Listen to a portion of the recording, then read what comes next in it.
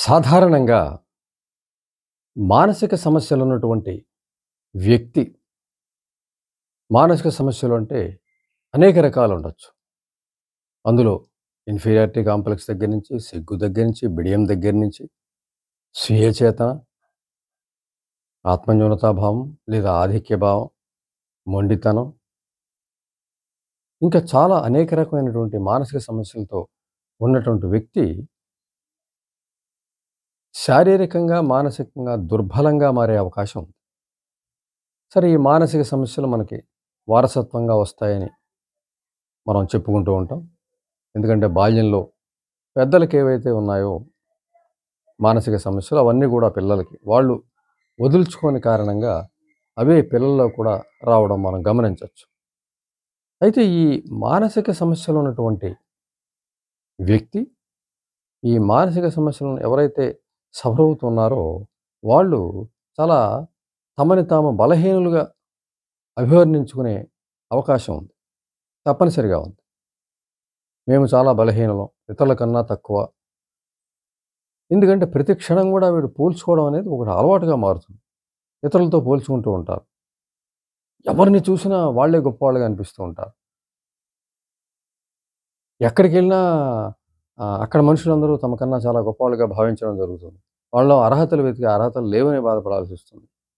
ఇవన్నీ కూడా అనాలోచిత ఆలోచనలు జరుగుతూ మనసు మరింత కృంగదీసుకుంటూ ఉండే పరిస్థితొస్తుంది.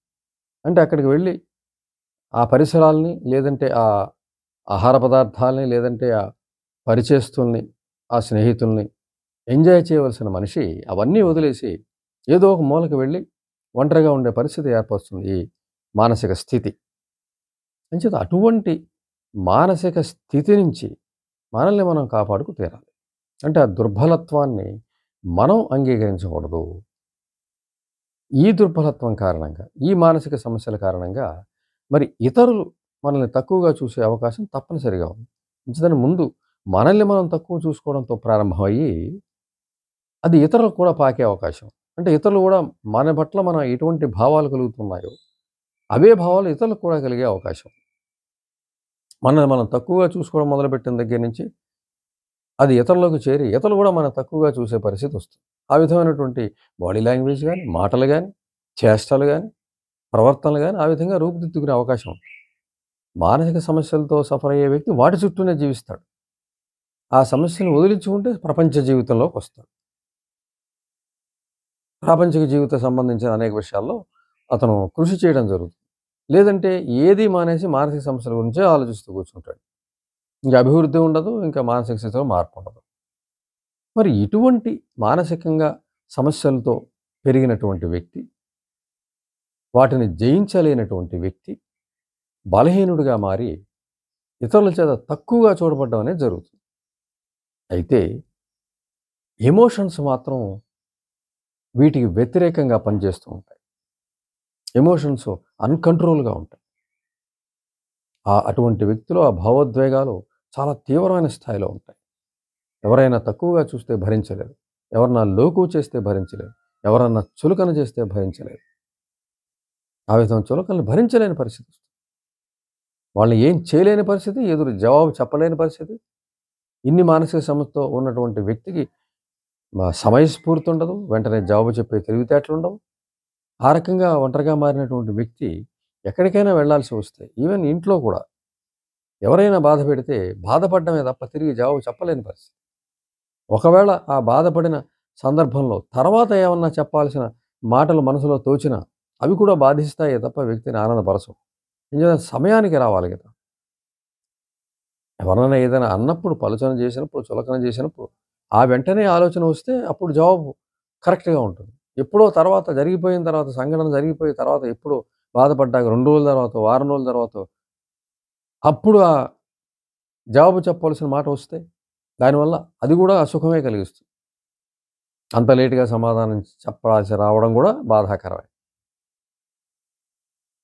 అంచేత ఇతరుల చేత పలుచన చేయబడి, ఇతరుల చేత లోకువ చేయబడి, ఇతరుల చేత విలువలేని వ్యక్తిగా ఎంచబడి, ఇతరుల చేత అగౌరవించబడుతూ, కూడా ఉండే ఒక వ్యక్తిగానే పరిగణిస్తూ, ఒక ముఖ్యుడిగా పరిగణించకుండా, ఒక విలువున్న వ్యక్తిగా పరిగణించకుండా, ఒక అగౌరవ స్థాయిలో ఉండే వ్యక్తి చాలా బాధాకరమైన మానసిక స్థితిని కలిగి ఉంటాడు.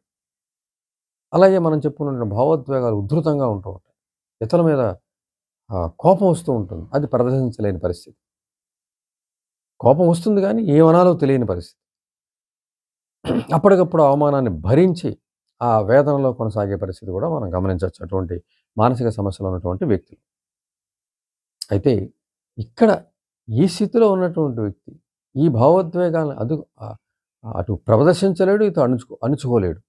ఈ దుర్పరిస్థితిలో కొనసాగే అవకాశం ఉంటుంది. అయితే ఈ చులకన నుంచి, ఈ ఈ పలుచన నుంచి, ఈ అగౌరవ స్థితి నుంచి, ఈ అమర్యాదకర స్థితి నుంచి, ఈ విలువలేని స్థితి నుంచి బయటపడి తీరాలి అని ఆ వ్యక్తి అనుకుంటే అది సాధ్యమవుతుంది. సాధ్యమై తీరుతుంది తప్పనిసరిగా. సాధారణంగా ఇటువంటి వ్యక్తి విలువ లేకపోవడానికి, గౌరవం లేకపోవడానికి, మర్యాద లేకపోవడానికి కారణం ఇతని దగ్గర ప్రత్యేకించి ఎటువంటి అర్హతలు లేకపోవడమే కారణం. వాటికి ఏంటంటే మానసిక స్థితి కారణం. ప్రతి సెకను కూడా మానసిక సమస్యల గురించి ఆలోచించడం ద్వారా మనసు యొక్క అసలైన శక్తుల్ని ఆ వ్యక్తి ఉపయోగించుకోలేడు. ఎప్పుడు చింతిస్తూనే గడుపుతూ ఉంటాడు. ఈ చింత వలన క్వాలిఫికేషన్స్ అన్నీ దెబ్బతింటాయి. అర్హతలన్నీ దెబ్బతింటాయి. మానసిక శక్తులన్నీ అణగారిపోతాయి. ఉంటాయి కానీ అణగారిపోతాయి. వ్యక్తులు వినియోగంలోకి రావు. అటు ఎమోషన్స్ సమయానికి కలిసి రావు. ఎమోషను తీవ్రమైన కోపం వస్తుంది, తీవ్రమైన ఆవేదన కలుగుతుంది, తీవ్రమైన బాధ కలుగుతుంది. జవాబు చెప్పలేని పరిస్థితి. ఏం మాట్లాడో మాటలు దొరకని పరిస్థితి. పోనీ ఇటువైపు ఏమన్నా అర్హతల ద్వారా నిరూపించుకోవాలంటే నిరూపించుకోలేని పరిస్థితి. ఒక వ్యక్తి మౌనంగా ఉన్నా, ఎవరితో కలవలేకపోయినా, విజయాలను సాధిస్తూ అద్భుతమైన తెలివితేటలు ప్రదర్శిస్తుంటే ఆ వ్యక్తికి తెలియకుండానే, ఆ వ్యక్తి కోరుకోకుండానే గౌరవం వచ్చి పరిగెట్టుకుంటూ వచ్చి కౌగిలించుకుంటుంది. అందరూ వచ్చి చేరతారు అతని దగ్గర. అతనికి మానసిక సమస్యలు ఉంటే అతను పక్కన పెట్టి ఉన్నాడు. అతను వాటిని గురించి పట్టించుకోకుండా తన అర్హతల్ని పట్టించుకున్నాడు. తన సామర్థ్యాన్ని పట్టించుకున్నాడు. అందులో కృషి చేశాడు. అనుకోకుండానే అతనికి ఈ కోరికలన్నీ కూడా వచ్చి చేరాయి. గౌరవించబడతాడు, మర్యాద చేయబడతాడు, ఎక్కడికి వెళ్ళినా ముఖ్యుడిగా భావించబడతాడు. అంటే అతని మానసిక సమస్యల వల్ల అతనికి అగౌరవం రావడంలా. అది అతనే పట్టించుకోలేదు. అతనుకున్న అర్హతని గుర్తించాడు.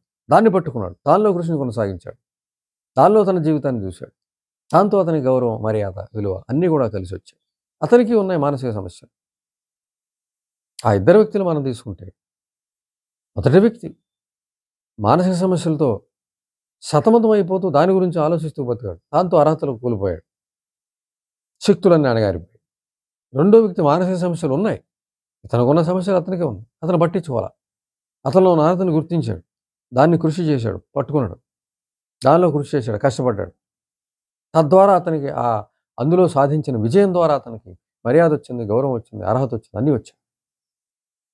ఇప్పుడు అదే కృషిని ఆ మొదటి వ్యక్తి కూడా చేసినట్లయితే, అంటే బాధపడడం మానేసి, చింతించడం మానేసి, అయ్యో నేను ఈ స్థితిలో ఉన్నాననే విషయాన్ని ప్రతిక్షణం ఆలోచించడం మానేసి, తనలో ఉన్న అర్హతని కనిపెట్టి దానిలో కృషి చేసినట్లయితే, దానిలో విజయాలు సాధిస్తూ వెళ్తున్నట్లయితే అతను కోరుకున్న స్థితి అతనికి వస్తుంది. మర్యాద వస్తుంది, గౌరవం వస్తుంది.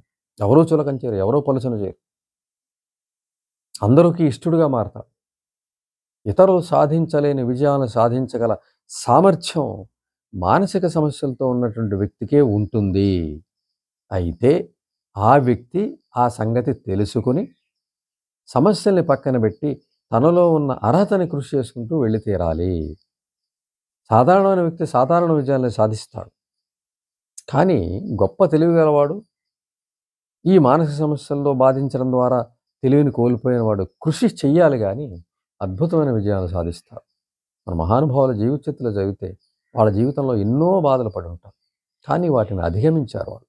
తమ అర్హతని గుర్తించారు. దానిలో కృషి చేశారు. వాళ్ళకి సమస్యలు ఉన్నాయి. వాళ్ళు నలుగురితో కలవలేరు. వాళ్ళు అసమర్థులుగా భావించుకుంటూ ఉన్నటువంటి వాళ్ళే. వాళ్ళు కూడా తమ జీవితం గురించి చింతించిన వాళ్ళే మొదటి దశలో. కానీ ఒక అర్హతని గుర్తించారు. దానిలో కృషి చేశారు. అదే వాటికి మిగిలిన జీవితాన్నంతా కూడా తీసుకొచ్చింది.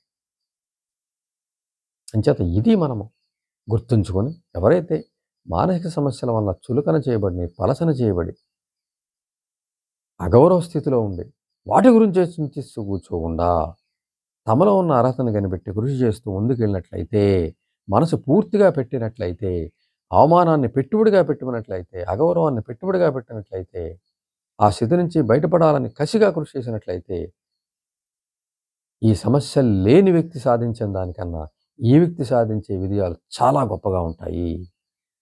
గొప్ప గొప్పగా మారిన వ్యక్తులు, గొప్ప జీవితాన్ని పొందిన వ్యక్తులను గత జీవితంలోకి వెళ్లి చూసినట్లయితే, వాళ్ళు ఎన్నో బాధలు పడి, ఎన్నో కష్టాలు పడి, వాటిని అధిగమించడానికి చేసిన ప్రయత్నమే వారిని ఆ స్థితి గొప్ప స్థితికి తీసుకెళ్ళింది అనే విషయాన్ని మనం తెలుసుకున్నట్లయితే, తప్పనిసరిగా మానసిక సమస్యలతో ఎవరైతే ఉంటున్నారో, వారు తమ అగౌరవ స్థితిని, పలుచన చేసే స్థితిని, అమర్యాదకర స్థితిని, లెక్క చేయలేని స్థితిని, వీటి నుంచి బయటపడగల శక్తి వాళ్ళలోనే ఉంటుందని గుర్తిస్తే, ఆ శక్తి గురించి కృషి చేస్తే, ఆ శక్తిని పెట్టుబడిగా పెట్టి తమలో ఉన్న అర్హతల్ని సాధిస్తే, విజయాలను సాధిస్తే, తప్పనిసరిగా ఆ సమస్య నుంచి బయటపడడమే కాక, తాము కోరుకున్న స్థితిలోకి వెళ్ళడం ఖచ్చితంగా జరిగి తీరుతుంది. మర్యాదకర స్థాయిలోకి వెడతారు. విజేతగా నిలుస్తారు. అందరితోనూ గొప్పగా ఉన్న వ్యక్తిగా స్వీకరించబడతారు. ఆదర్శవంతంగా కూడా నిలబడతారు.